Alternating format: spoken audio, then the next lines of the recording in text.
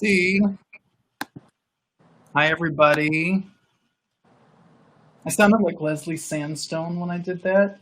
Hi, everybody. I haven't gotten the ding yet, so.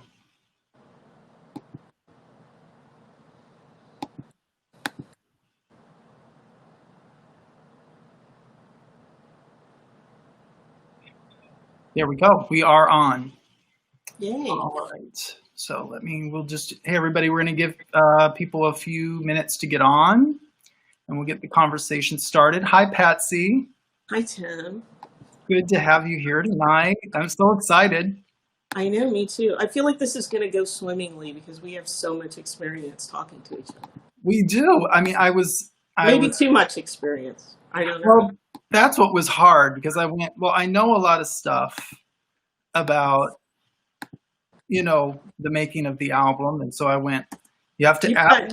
I think you actually know more about it than anyone other than us. I mean, you were really there.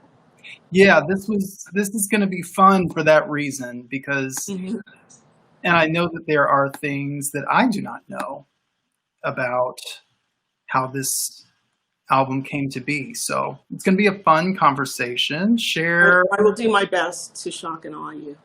Share now. Doing that. Share to my timeline. And then I'm going to start a little watch party on my phone.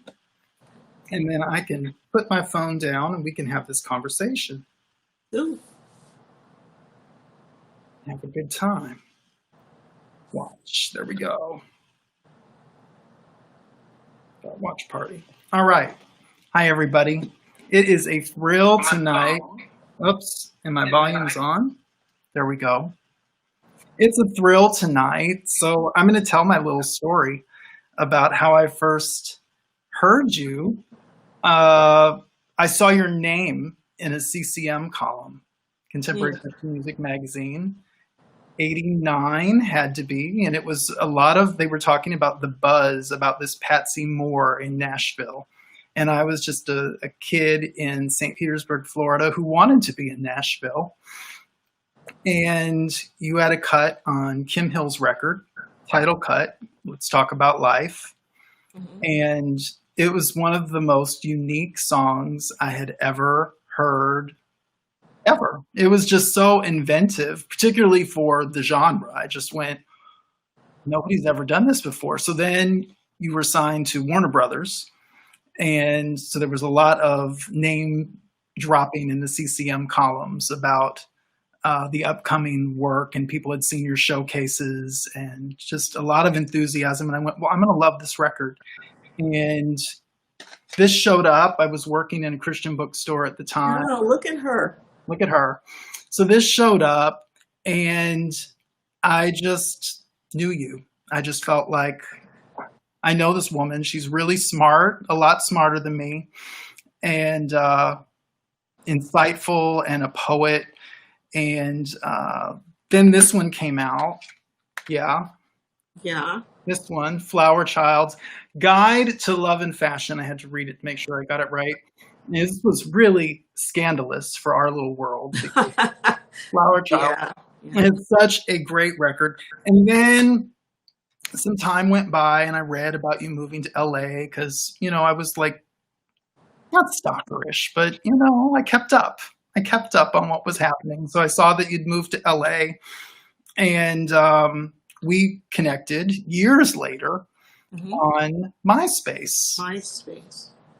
I still remember getting that letter from you on MySpace, that note. Yeah. And you wrote back, and I couldn't believe you wrote back. And I want to say we talked on the phone shortly after that, and because we connected over James Baldwin, and we connected over this book right here that I always have to send people to, just above my head. Oh, yeah. Great James Baldwin book, and we connected over his writings. And there we go.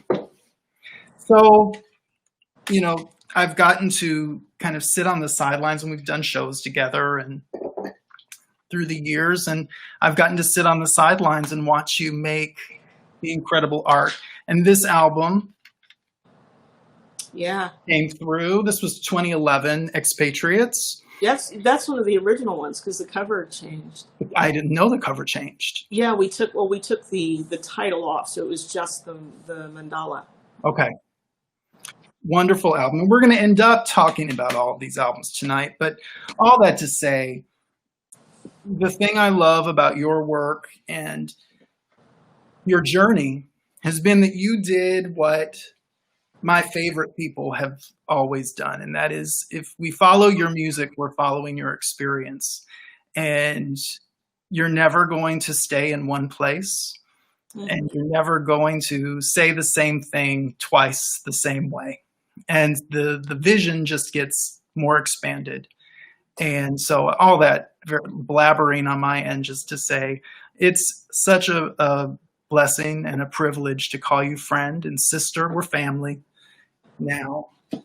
And I'm just thrilled that you're here to talk about this latest work, What Surprises Us.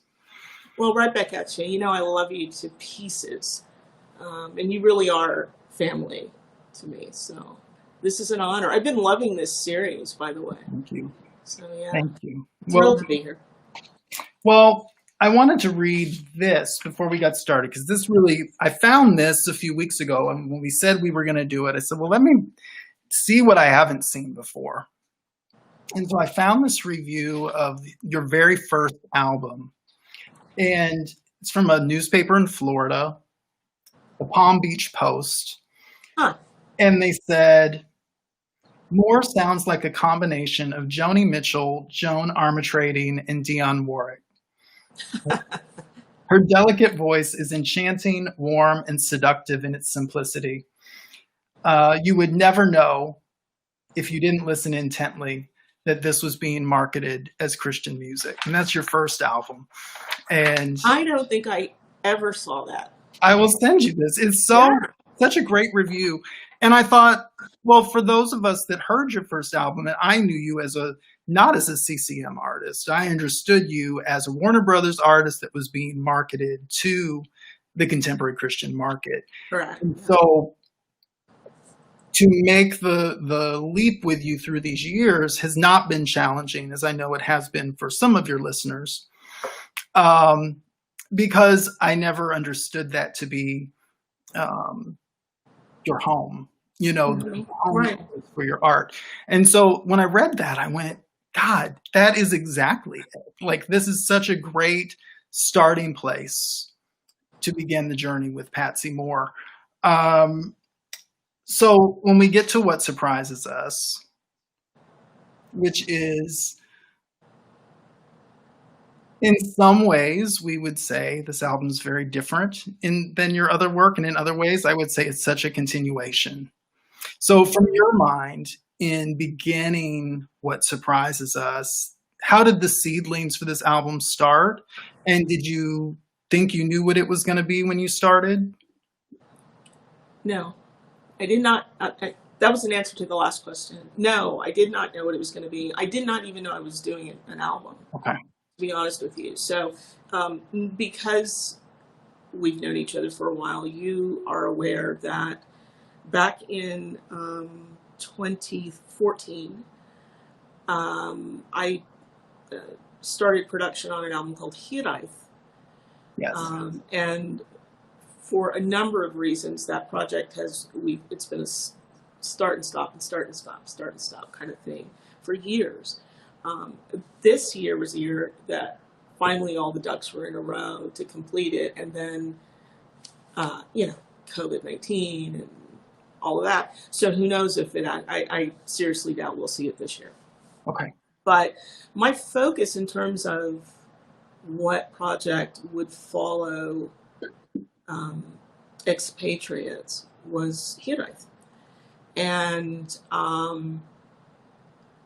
I really wasn't thinking beyond that. I was doing other side music projects. As you know, my longtime music partner, Mar, and I composed for film and TV and theater and games. And so we were focusing on that stuff. And I was engaged in all my other artistic pursuits.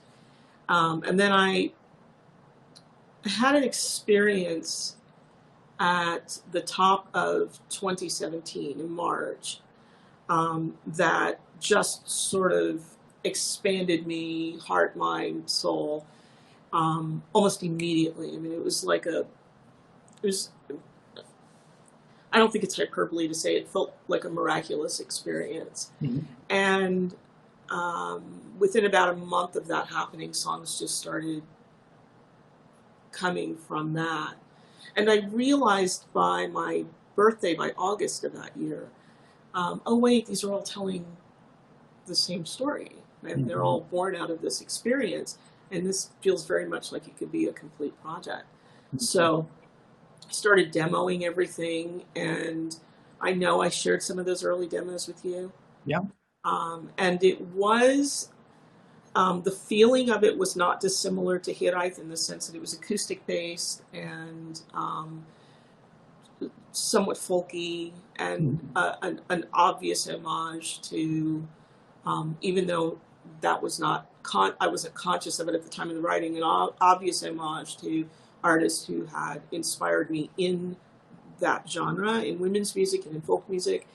And then somewhere between Thanksgiving and Christmas, I listened to all of the songs, and I just thought, these don't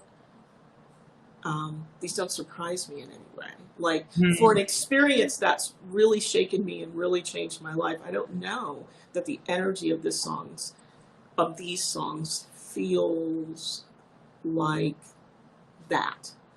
Okay. And so the deconstruction began, where I basically kept the lyrics and pulled all the production value out that was there and started embedding those words in something that felt closer to what I was feeling, which is what wound up being the album. Well, it's a multi-sensory experience. I mean, all of your senses are engaged with this record. And part of that does have to do with the sound, but it also has to do very much with your mix, the mix that you put on it, the way that it stimulates the eardrums in a particular way that it then triggers other senses. It's very intense to listen to in a gorgeous way. So I don't want anybody to feel like they're gonna, explode. Yeah, explode when they hear it. But it is a full-bodied, embodied experience. And so, I mean, I want to read the first track, Kundalini. I was breathing till a quickening at the base of the spine. I was breathing in a space not knowing yours from mine. I was breathing toward a moment when the serpent would unwind. Talk a little bit about Kundalini. Kundalini is, I think, a really accurate description of the full sensory experience that I had in March of 17, and sort of the aftershocks of it, the after effects of it for a few weeks. And I was reminded of the notions around Kundalini and that breathing practice, and in Eastern mysticism and breath work and body work, there is much discussion around the actual parts of the body in which that fire is felt. There's a lot of energy that happens in the sacral region, which is long been an area of concentration in my own experience, my own journey. And it's the only co-write on the album. The track is actually Mars.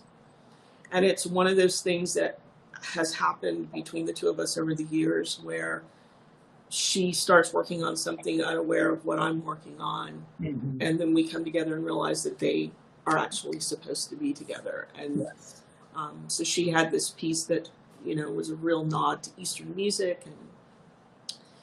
And I feel like when I hear that track, it feels like a full sensory thing in terms of our 5 natural senses. And also speaks to something beyond that, something that transcends those. And I also had been, I mean, ever since I was probably a teenager, I've read a lot of Rumi, a lot of Mirabai, a lot of these, the words of a lot of those ancient poets started coming up for me, and also made their way into the lyrical fabric of it. Well, in an interesting way, I feel like it's an expansion. It's like the next logical step from Fine Glide. Fine Glide? Yeah. Oh, wow. Okay. When I was listening today, I get that. Yeah, I went, this is interesting. This is like, as you evolve, this could be where Fine Glide would land. Wow, I see that. You know, here's the thing. That when I as you know, I almost never revisit the Warner projects. Yes. But when I do, what I recognize immediately is that they feel, lyrically and musically, they feel like a muted version of me. My sensibilities, the actual music I would make in an untethered state. The original demos that led to those albums being made are in many ways are a lot more adventurous than what wound up happening. And so it's always interesting to me when people say, I bought those albums and they weren't like anything else I'd heard. They were so unique. And for me, they felt like compromises I could live with. You know, there was a high level of musicianship on those projects. There was a producer who cared about helping meet my vision. I had people at the label, specifically my A&R person I had two different A&R persons, one for each album. They were devoted to the projects and invested in me as an artist. And so it wasn't like it was a miserable experience, but I was reined in, and you know, quite frankly, reined in on the CCM side of things. Yes. Well, and I think it's why, you know, both Expatriates and this record feel very boundless, because you really are, it's like you are speeding through time. I mean, it's really not reined in the sense of there's no limits. You know, the lyrical content is completely free, and the music is built for the songs, not for a particular person to have a specific experience. Right. I'm not really concerned with who's my demographic. Right. But I mentioned that. I brought that up because you said the Fine Glide thing, and I realized that's been my language all along. And Fine Glide is probably just the subdued, restrained, you're doing this for a label version of what I've been able to do autonomously. Well, I think there are such threads, and I said this to you when we were talking about the interview earlier in the week. Like, I feel like there are such threads, and in listening this week, you know, knowing we were going to talk about this album, I went, wow, I listened to your whole discography and heard the connections in a very different way, because I was looking for them in a different way. Right. They're so apparent. And it makes listening to all of the albums in one sitting quite an experience, because if you start sequentially and land at what surprises us, it's like reading a great book. You know, and so that was just my little experience. I don't know, maybe other people don't need that experience, but that was the one I had in just wanting to draw those connections, because I think the poetry throughout your work is just so magnificent that none of it should be missed. It's just gorgeous. And let's talk about, there's a few things you share in the lyrical annotations. You made reference to some poets, and we share some of these in common too. Like in Tazaki Shange, this made me so happy that you quoted something from this book in particular. because this is my favorite Yeah. Kazuki book, and Alice Walker and Audre Lorde. And they were all obviously part of the women's movement. And there, there's hints of, I hear Farron and Laura Nero looking around in there, and a lot of other people. Well, I can take a wild guess at what the Laura Nero one is. I still at the end, well, and we'll get to Brooklyn. Yeah. But in that, like, there's such a statement just in those people being referenced. Can we talk about the influence? Because there's a very present, and this is another thing that has always been present in your work. There's always the presence of she. Mm. And I noticed, again, in re-listening to everything today, all the way back, she has always been present.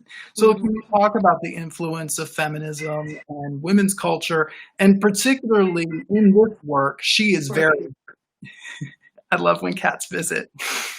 He's out of control tonight. I'm so sorry. She is very present. Maybe that's just her showing up down there in cat form. But can we talk about that? And specifically what it was about her that really made herself clear on this record? Oh, wow. So, well, for one thing, I will say that at this stage in life, probably identify more with being a womanist than a feminist. And, but I really do not recall a period in my life when I was not very aware of the divine feminine.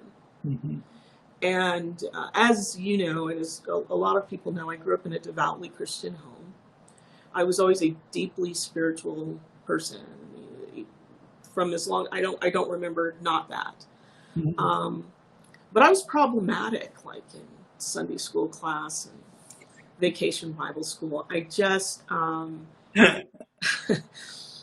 so much of what I knew to be true and knew to be sort of a guiding force in my life was at very clear odds with so much of what I was hearing on Sunday mornings and Wednesday nights. And I'm grateful that I had parents who were really cool about inviting those conversations, and who weren't like demanding that my experience look exactly like their own. Mm-hmm.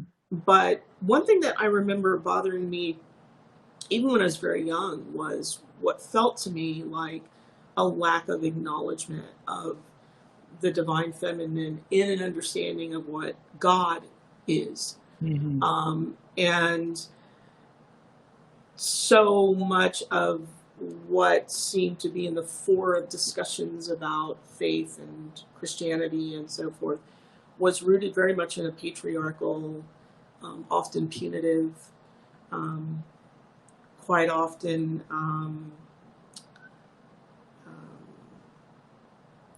terribly human designed notion of God. Mm-hmm. God was jealous. God was enraged. God was always he. Yeah. And my experience of spirit never felt like those things. Yes. It never felt punishing. It never felt particularly masculine. So I think that's informing it, certainly. Throughout my life, I have been informed by, moved by, educated by men, women, non-binary individuals. But the thing that has been the stirring in my deepest parts has certainly been something divine and something that has an energy that I would associate with the feminine. Mm-hmm. So there's that. And then when I was, I started writing songs when I was 7, and I was influenced by a flurry and a rather eclectic group of songwriters. But the ones who I think were my deepest teachers were people like Joni Mitchell and Ricky Lee Jones and Joan Armatrading, and I wasn't seeking them out because they were women. I just was deeply moved by them because they were brilliant, and they went below the surface and they stirred some part of me that was sleeping. And so there's that. And then in college, I became really fascinated by what was happening in women's music and the women's movement. And I started reading Otherworld, and I was obsessed with Sweet Honey in the Rock and Farron and that whole group. So this work was not about me deliberately trying to invoke that energy. I just think it's very much a part of my journey. I think it's very much a part of my sensibility. And also the sound healing experience I had in March of 17 happened through a channeling, through an experience, through a female vessel, through someone who was very attuned to the divine feminine. And so that was going to make its way into an album that is a telling of that experience and experiences that resulted from it. Yes. Well, and the other thing that is also very threaded throughout the album is this, I want to say this the right way. And you actually talk a lot about this also on Expatriates, specifically, the looking back at historical events and understanding how they inform our present. And so I think about specifically Blood on Expatriates. And on this song, I feel like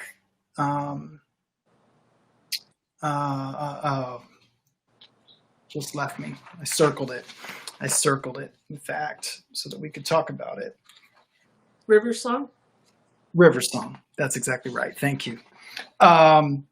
Connects with that theme as well.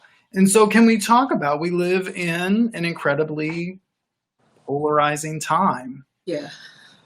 And so, and a lot of that polarization, I think, is informed by disconnection from the past, and also the other thread that I want to weave in that you talk about in magic. Everyone has magic, but not everyone will wear the shoes. And so it's like this disconnection from the past also informs how we disconnect from our greatness in another sense, by chopping off this piece of either our view or of our actual bodies. Yes, River Song. Thank you, Ray. Just like my father's people, I've come to the water's edge to wash away my fears, to shout what must be said, release my tears, raise me from the dead. And I feel like the two concepts that you make throughout this album, everyone has magic, but not everyone will wear the shoes. What surprises us is love. Why is that? And so can you talk a little bit about, at the time we weren't, well, we've always been polarized. So when I say that, No, I hear you. Yeah. But it's really heightened since you've released the album. It's all my fault. I brought this on us. In the time that's gone by since you released the album. You guys should just run me to the edge of town. That's right. But yeah, what's funny is I re-listened to What Surprises Us the other day, just to refresh my mind for this. And there were songs that struck me differently simply because of the time in which we find ourselves. Yes. It all of a sudden was like, whoa. It wasn't as deliberate as, I did this album a million years ago regarding the human condition. Right. And there's a song on there, which, by the way, has been highly misinterpreted my entire career. I know. But Lies, I have a song on there called Lies.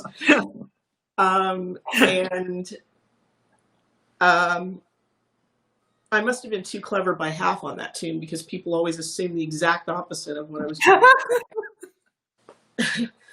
But that was a song that was addressing like things that are problematic in terms of, you know, socio-political dynamic framework. On Expatriate, Mar and I wrote a song together called This Is Not My Home. Yes. Which also was quite deliberately addressing just, you know, widespread craziness, the mental disorder, the soul sickness that is our current state of affairs. I wasn't particularly trying to address any of that on What Surprises Us, outside of the fact that, you know, the title is inspired by something that someone told me they heard Alice Walker say at an event a few years back. And she said, she was talking about the fact that the climate is so fear and hate driven that when love shows up in a big, bold way, it shocks us. She said, what shocks us is love. And I was, at the time of writing the songs on this last album, I was so aware of the way love was showing up for and in me and around me, and how each time I would have this moment of like, whoa, like it was just the most incredulous thing. And I would have to center and ground and say, no, this is actually who we are. This is actually what made and is continuing to make us. It isn't bizarre. It isn't wild. It isn't crazy. What's wild and crazy is our amnesiac state that has removed us so far from that. But I see that thread now. It, you know, I don't, maybe it was slightly prophetic, or maybe it's just the story of humanity. As long as we've been together, we've been getting it right and getting it wrong, you know. And right now there's just an abundance of getting it wrong all around, you know. So yeah, I think I see that connection now. Yeah, it's interesting that love, which you've always written about, well, I feel like, and I'll say it like this, I mean,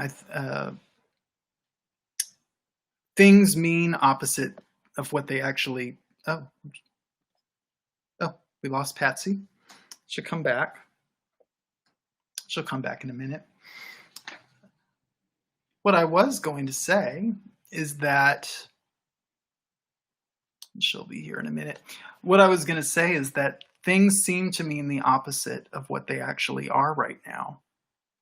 And so when people think they're being loving, they're actually being hateful. And when they're being unkind, they think they're, you know, holding to some value. And so I think, you know, we've got a lot of redefining of words to do right now. And let me just message Patsy back.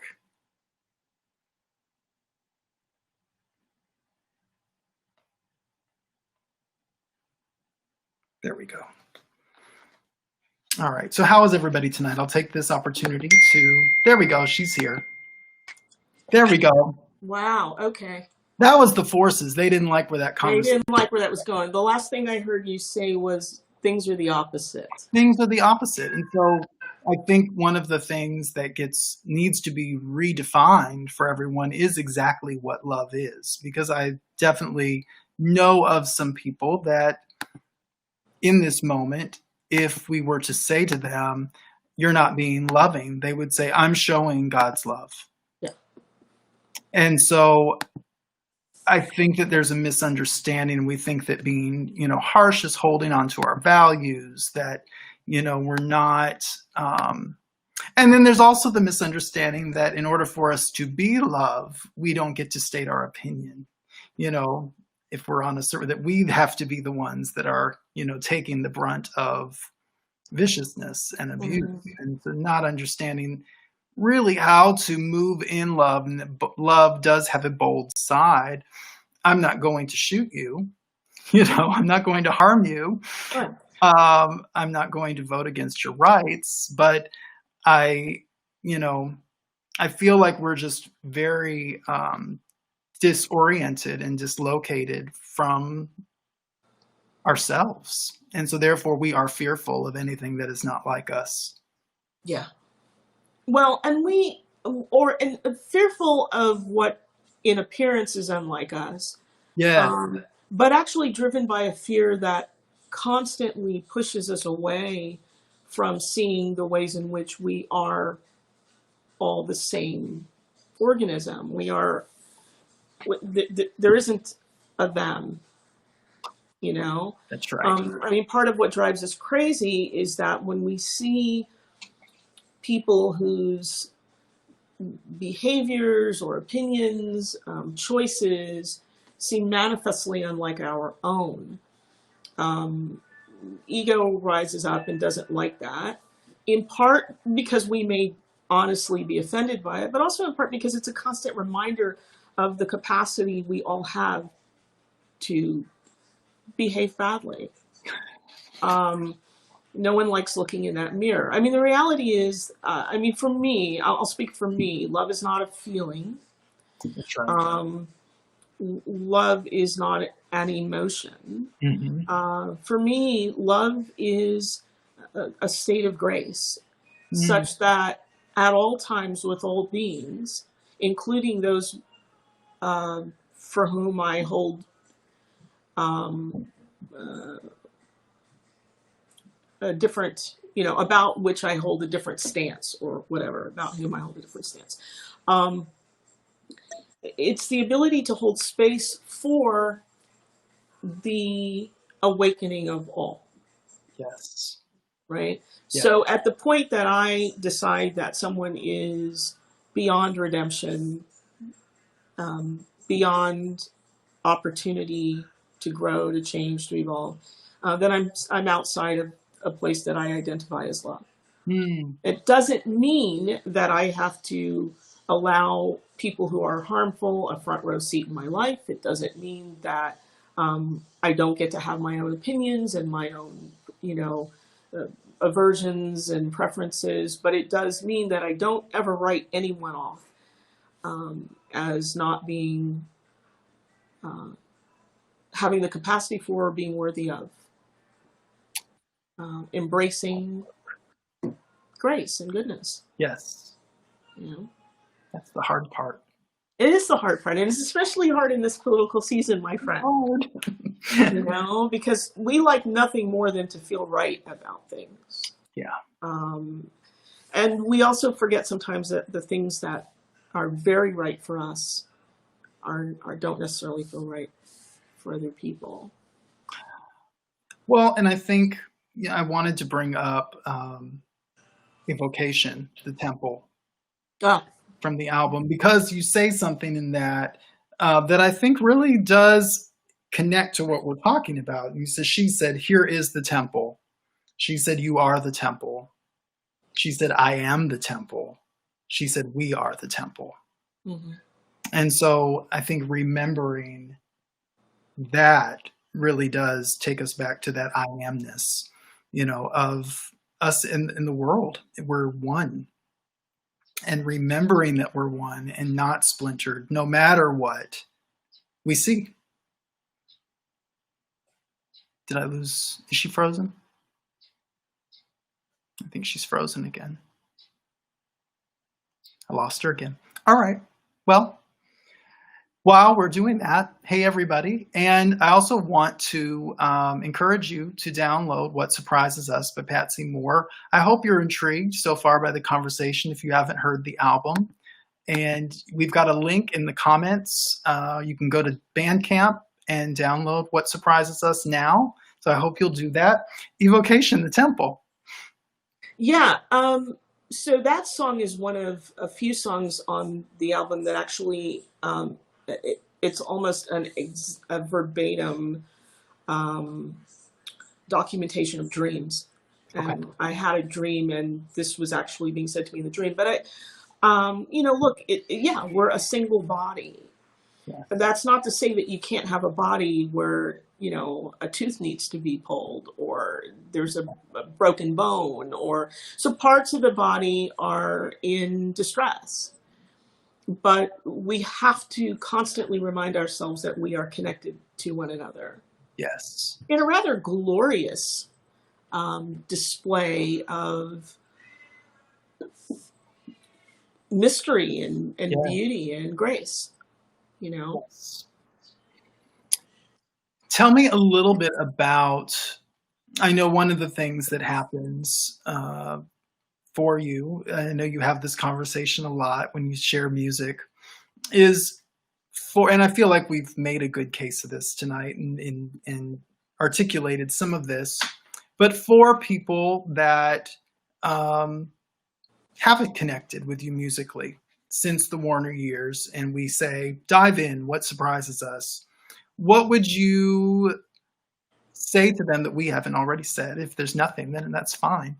But what would you say to them just to say, this is where we are today?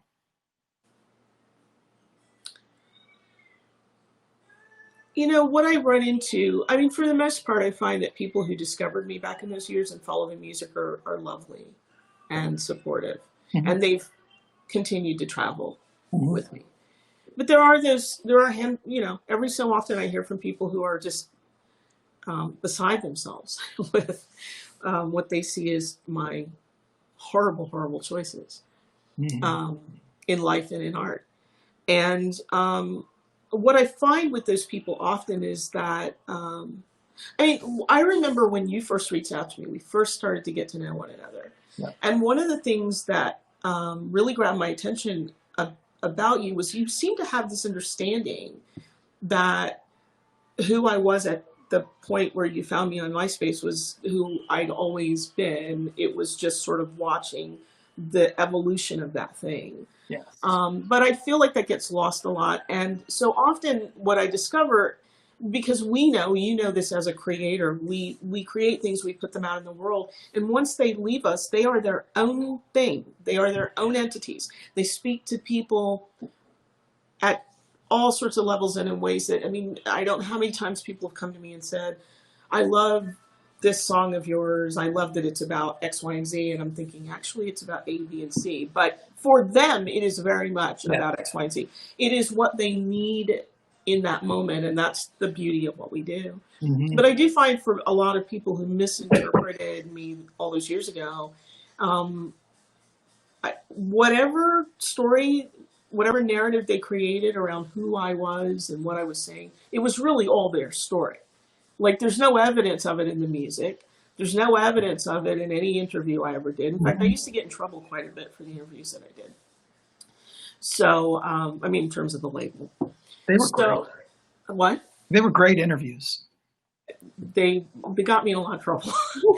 and I think back, and they don't even today don't seem terribly controversial to me, but apparently they were on some level. So I don't think I was ever pretending to be that person. I don't think I ever actually was that person. Not to say that I haven't grown in certain ways and that my opinions haven't changed on certain things, but I feel like this has always kind of been the heart of who I am.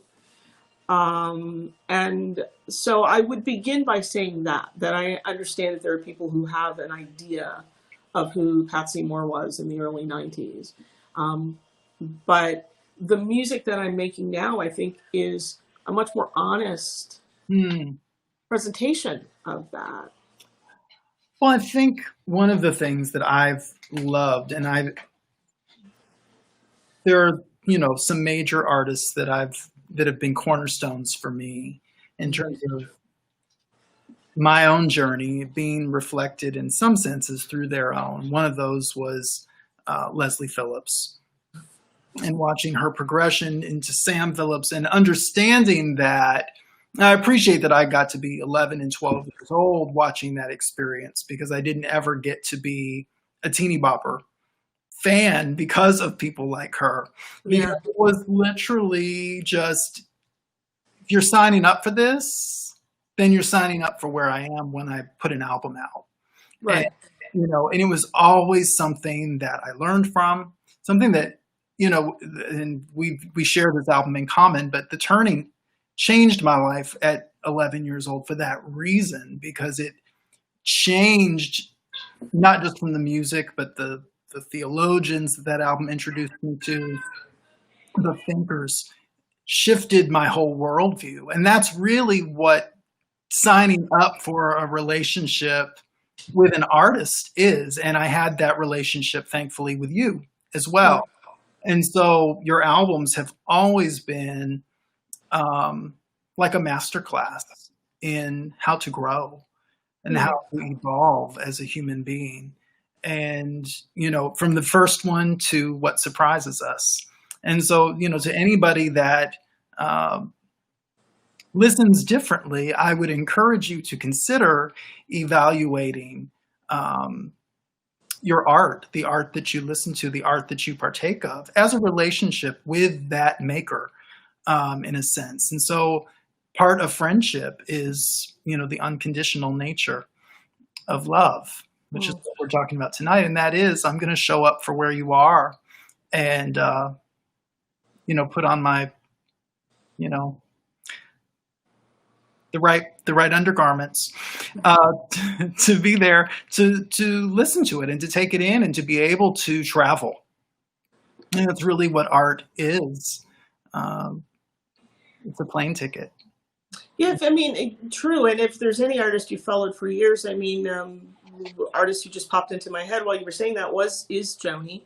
And, there were people who just never forgave. And Mar was just talking about this today, that Court and Spark came out and there were people who lost their minds because it wasn't Blue or Ladies of the Canyon. It was like, what are you doing? There's just this, there's not just impatience, but sometimes outright anger that people have about the fact that someone's actually growing, stretching, trying things. And some things you try and they're abject failures. But I've always respected the artists who at least tried. Yeah. Yeah. Well, let's talk about this. In this song, I got to be a real observer of the experience that made it up. So I am curious about how you're going to talk about it, just because I don't know. We've never talked about it in the sense of talked about how you wrote it. I was just there for part of it. It's Brooklyn. Yeah, it was okay. So Brooklyn is undoubtedly what surprised me. Like it was so I had just returned from Brooklyn, and it was the first time that I had been back there in roughly 20 years. Wow. And there were a number of reasons for that, but I do think that one of them was that one of the dearest friends I've ever had, who made his transition, I want to say like 17 years ago, lived there. And I think there was all that sense memory stuff for me around it. And the idea of being in Brooklyn without Marlon was really hard to imagine. But I had been in Brooklyn for about a week, and I came back, and a few days later, I was walking into my kitchen to make lunch and past the piano, and it was like this urgent, like, sit down and play thing. And I sat down, and this is one of 2 or 3 songs ever that I've ever written that just was entirely there. Like, I sat down, started playing chords that were not progressions that were not my typical progressions, a melody that wasn't, something that I would be known for. And I heard myself not like singing nonsense words or humming, but singing an actual lyric and playing this as though it was a song I already knew and was just sitting down to play. And when it was all over, I thought, what was that? And I thought, and that is so Laura Nero, So so Laura Nero. Bizarrely so. Like, where did that come from? And later that evening, Mar walked in the front door, and I said, "Hey, when you put your stuff down from work, can I play something for you that I wrote?" And she said, "Sure." And I started playing it, and I was like, just a few bars in, and she went, "That's so Nero." So I don't know. I feel like Laura just popped in when I was going to make a sandwich and said, "You might want to say this." And yeah, that was that. But I mean, it was so sort of miraculous and beautiful and bizarre and immediate. yeah, But it also is very true. Like, that song was exactly where my heart was at the moment. mm-hmm. And I'll tell you this real quickly, because I've never actually, I don't know that I've shared this story, but when I was there, when I was in Brooklyn, I was in Prospect Park one day. And, I went through an incredibly painful breakup in 2013, but between 2012 and 2013. It was like, it took months to fully unravel. But it was tough. It was really difficult. And I went through a horrible immediate period after that, and then actual years of healing and moving out of it and grieving. It was hard. Yeah. And one of the things that had been completely turned off inside of me was this idea of having that type of connection with someone again. Mm-hmm. So I spent all that time really focused on my work, working on me, and healing, and saying, what can I fix inside of me to avoid finding myself in a situation specifically like that one.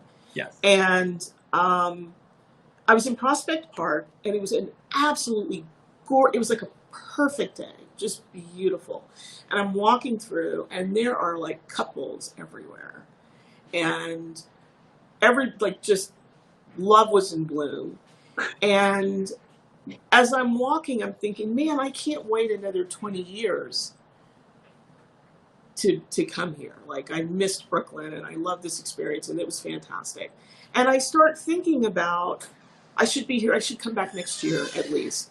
And I start thinking about, what do I want to see different in my life when I come back than now? And it was a short list.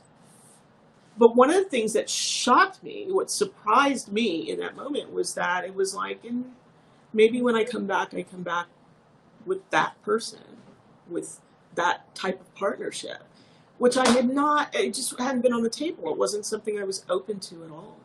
Right. And so when I was writing that song, I think all of that had been sort of percolating in my subconscious. But yeah, that song was actually the surprise for me on the album.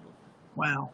Now, and I don't remember, had you already, when you wrote that, had you started did you know you were in an album? I'm trying to remember. No.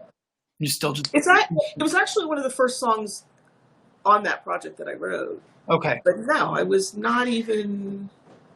The very first song that was written was Sister Moon. Sister Moon, yes. We didn't talk about Sister Moon either. Yeah, so I wrote Sister Moon like at the end of March or the beginning of April in 2017, and then wrote Brooklyn in June or July? June, I guess? Yes. Yeah. And then the other ones just started pouring out. Yes. Well, and let's talk about the work with Mar in particular. I really want to give Mar a shout out, because Mar Hobbs is an amazing collaborator. She's a genius, actually. She is. And you all have made 3 albums together, from the Patsy Moore catalog. Oh my gosh, talk about something I have not listened to in a billion years. There we go, we got it. Yes. Yeah. And Expatriates and What Surprises Us. And let's also talk about, in connection with the work that you do with Mar, we also I have to bring this up, that you do the most incredible cover of Strange Fruit that I have ever heard. I'm bringing this up because it's all in this time frame. Like you did the Strange Fruit cover, which is not on What Surprises Us, but it is in the movie Tales from the Hood 2. Tales from the Hood 2. Yeah. Well, no, I was asked specifically we were asked to do an arrangement of that tune for one of the vignettes in the film, and I was really intimidated for all the obvious reasons. I mean, the song is seminal and emotionally demanding, and has the most famous renditions of it are artists you don't even want to try to get anywhere near. Like, here's a song popularized by Billie Holiday and Nina Simone. No pressure. And I'm like, okay, here I come with my teeny tiny little folk girl voice. I was scared. I was actually scared to do it. And, but there's nothing like a production company deadline Right. Yeah. And thank God Mar was present, because so much of what dictated where I felt the space to go emotionally with that was about what she was doing on guitar, which was just gorgeous and otherworldly, and what she does beautifully. You delivered that song. I mean, I have not heard a cover of Strange Fruit, and I'll say in the last 30 years, that touches it. Wow. That it's spectacular. And so I just really have to route people, go stream Tales from the Hood 2 and catch the Strange Fruit cover, because the same time period as this album was culling. That's true. It was all happening around the same time. Yeah. At the same time. So I really want to point people there, because it is one of your greatest moments ever. Oh, wow. Let's talk about what Mar brought to this project in particular, and your partnership with her. Mar, I've had the great good fortune during my musical career to work alongside literally some of the most brilliant musicians who've ever been. Ever. And I'm so grateful for that. I've never taken it lightly. And I have, in terms of when I was signed to Warner and I was touring or I was doing shows, I would often scale down and not travel or play out with a full band. It would be me and one or two other musicians. In those instances, the guitarist who played alongside me, to a person, they were magnificent. I got here and I worked for years with John Cannon, who is one of the best guitarists I've ever heard. And he isn't a household name, but he certainly deserves to be. I mean, he's worthy of that. He's a brilliant player. So I've had that experience for years. And when John left California and moved back to his hometown in northeastern Pennsylvania, Mar, he kind of passed everything over to her, because she was going to take over for him, basically, as being the person who played alongside me. And she just kept saying to me, I'll do what I do. I'll do my best to interpret your songs in a way that helps to tell the story of them, or the stories of them. But I don't do what he does. Like, his thing is very specific. And I was like, I don't need you to do what he does. I just in an ideal situation, you understand the music and you help to tell these stories. That's right. And I mean, from day one, it was like, that was always supposed to be. Like, it is the most, hands down, the most fulfilling musical partnership I have ever known. Wow. We rarely even have to say the words. That we hear, we perceive, we feel music in such a similar way that so much of our language is unspoken, and she just shows up. And I have songs that I honestly I cannot hear them without hearing what she has brought to them. It's such a part of it. It's impossible to think of that song without that. I remember, we've had these moments. Icarus was one of them. Yes. the live versions that we've done of That's Not Enough for You, Mm. from Most Private Confessions. Yes. There are just certain tunes that I don't know that they were at all. I feel like what is remarkable about them is her contribution. I think it just elevates everything by her being there. And then we realized we'd never written anything together. And I don't co-write a lot. Mm-hmm. But with Mar, it is an absolutely intuitive, seamless, painless experience every time. When I look over those albums, a lot of my favorite songs are the ones that we co-wrote. Second Chances is still a favorite of mine. Gorgeous. Yeah. And that music is all Mar. And so, yeah, I'm deeply grateful for our friendship, our many years of partnership, and for the enormous gift that she is musically.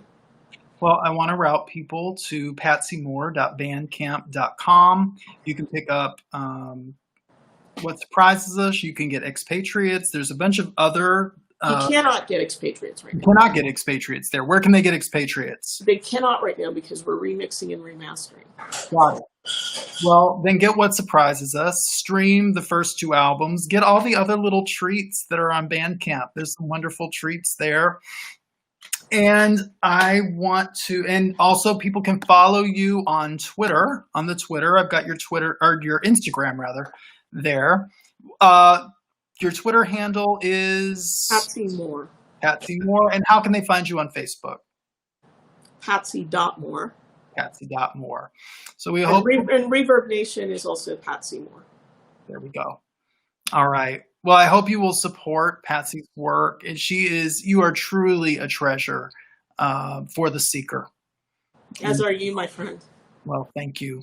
In fact, our next show, September 17th, is going to be with Chris Hauser, who you worked with at Warner Brothers. I did, and he remains one of my favorite people from that time. And I see another of my favorite people mentioned there. Wow. Yeah, so I was going to ask you if you would say something as a little teaser for people. Vince Ebo sang on your first 2 albums brilliantly. He transitioned in, I believe, 94? December of that year. December of that year. Say something about Vince, if you would. Oh my God. Vince Ebo was pure light and love. He was a remarkable, beautiful human being. And I have never fully gotten over the fact that he is not here with us in the physical any longer. His death was such a shock. And I was on the phone with him probably 48 hours before he left. Wow. And he was always, he was this guy who was always like, what's going on with you? What's going on with you? And really enthusiastic. And I remember so distinctly saying, okay, but enough about me. How are you? What's up with you? And he was like, I'm great. And then 2 days later, my A&R person was standing at the front door of my home in Nashville in tears. And said, I have something to tell you, and came in and sat down on the couch and said, Vince is gone. It was, I can still feel all of that moment. Wow. But he was a remarkable, remarkable singer, in addition to being a remarkable human being. And a visionary. We're going to talk about that on the 17th with Chris Hauser, who did the radio promotion for that record. Mm-hmm. Vince, if you don't know Vince Ebo, spend the next 2 weeks. You can stream it. It is available, thank God, everywhere. Listen to Love is the Better Way, and you will hear some really interesting things that feel even more, I've got the chill bumps right now as we talk about, that feel even more pertinent today than they did when that record came out. So we're going to talk about him. We're going to celebrate his life and his music and who he was. I also want to ask you about one more person, just for history's sake. She's coming on. Also, we're going to set a date. Could you say something about Donna Mcelroy? Thing on your records. Yeah, Donna Mcelroy. I mean, come on. I mean, she's the goat. I mean, she is the greatest of all. I mean, she's just freakishly good. Like, I mean, who sounds like that? Who sings like that? Nobody. Donna's amazing. Yeah, we were both. Donna, Vince, and I were all on Warner at the same time. Yes. Donna was gracious enough to show up during a lunch break along with Michael Mishaw. That's right. Yeah, they all showed up during a lunch break at the Warner Brothers studio and put background vocals down. I was just always, it hasn't changed. I continue to be absolutely in awe of her instrument. She's also just enormously charismatic and hilarious, and yeah. When she's teaching at Berklee School of Music. That's right. But she is she was one of the most heralded session singers in Nashville for good reason, and she is a brilliant jazz vocalist and just a beast. She is. Yeah. She's going to be with us in a few weeks. We're going to set we haven't set a date yet, but she will be with us. Michael Mishaw, who you also mentioned, I was thrilled to find out, is all over the new Diane Davidson album that just right on past week. And so Michael, also from we'll say the Patsy Moore Human Condition Flower Child Trio. Yeah. Everybody's still making great music. Michael's also on Private Confessions. That's right. That's right. That's right. Well, and I want to one more time, everybody go to Bandcamp, patsymore.bandcamp.com, get What Surprises Us, and just dive in and experience the pure love and light that's in this music. In these times, you need this music. So I hope you will support Patsy and follow her everywhere and keep up with her and what she's got. What is coming next? Here, hopefully. And which is an album that I'm enormously pleased by and excited to share with the world. It came out of a very difficult time, but it's so close to my heart. And we're going to continue to do our thing in terms of scoring. And I'm practicing in all my other disciplines. I'm drawing again for the first time in 35 years. Yes, you are. But I'm writing, I have a book of poetry that came out end of last year, beginning of this year. Right. Called Once Upon a Lover. And I'm just continuing to let creativity tell me where it wants to go next. That's right. And where can they get your art? Saatchi right now is the place. There will be someplace else added to that in a few weeks. But I'm at Saatchi Art, saatchiart.com, under my name, Patsy Moore. And it's fun. It's expanding me. It's freeing me up. Giving me a lot of healing to be doing that. I'm doing a lot of portraiture. And the book is all the books that I've written, essays as well as the last poetry book, can all be found at places like Amazon and Barnes and Noble online and those places. Awesome. Well, I'm so grateful that you took some time to come and sit with me in the pandemic. Thank you. And thank you for asking me, Tim. I love you so much. Of course. Well, we'll be back on the 17th. And until then, keep wearing your masks. And please. Just remember, we're still in a pandemic. It's not over.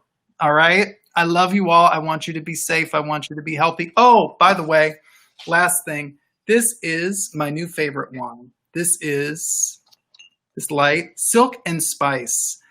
This is the greatest red blend I think I've ever had. I love, love, love it. And I just had to shout it out because I love them so much. Aren't they the two sisters that act as surrogates for Trump?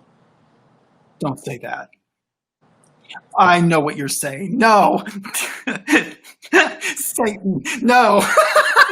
No, Satan, no. Silk and Spice, no. I love this wine. I love it. It's something I just can't say enough about, and I hate that the light is doing that. But Ray told what is it? Tim, what is it? Is it a red blend? It's a red blend.